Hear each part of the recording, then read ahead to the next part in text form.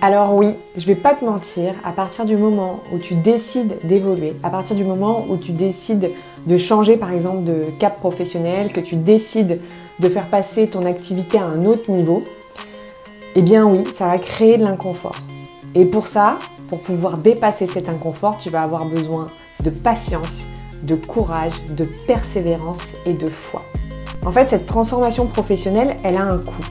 Et ce coût, ça va passer par le fait de rentrer dans cette exploration intérieure et d'aller mettre le doigt sur des façons de penser, des comportements qui sont familiers, auxquels on est souvent attaché depuis un certain nombre d'années, d'aller les remettre en question et ça va supposer de changer nos repères et c'est ça qui va créer beaucoup d'inconfort.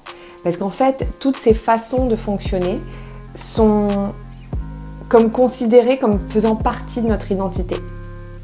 Et donc c'est normal, à partir du moment où on cherche à se transformer, de se sentir un peu perdu, un peu désemparé, mais je te rassure, c'est transitoire. Prenons l'exemple du perfectionnisme. Je suis une entrepreneuse et depuis des années, je passe mon temps à lire, relire, vérifier, revérifier mes documents écrits, transmis à mes clients sur les réseaux sociaux pour être sûre de ne pas me tromper.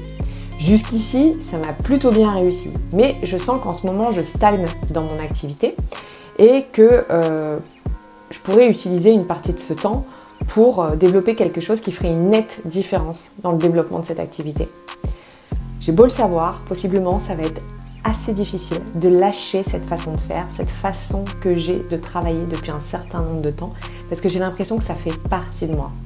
Prenons un autre exemple. Je décide de changer de voie professionnelle, sauf que j'ai une façon de penser depuis toujours et autour de moi que se reconvertir professionnellement, c'est ultra et forcément risqué. Ça va être encore une fois super difficile de se défaire de cette croyance qui m'empêche de m'autoriser à me reconvertir. Et la question même, c'est est-ce que j'ai envie de la lâcher, cette croyance?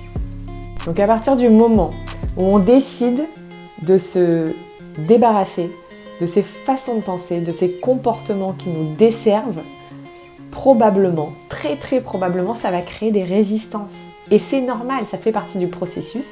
Et moi, je vous invite à l'accepter, à l'intégrer, parce que c'est comme ça que vous allez pouvoir vous autoriser ensuite à changer. Et ensuite, bien entendu, vous êtes maître, maîtresse à bord et c'est à vous de décider où est-ce que vous avez envie de mettre le curseur. On n'est pas obligé d'y aller à fond les ballons. C'est à vous de voir à quel rythme vous avez envie d'aller et d'en faire part à votre coach.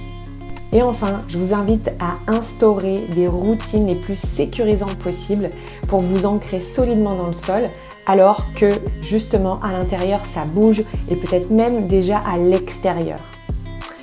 Et je rappelle encore une fois que cet inconfort est transitoire.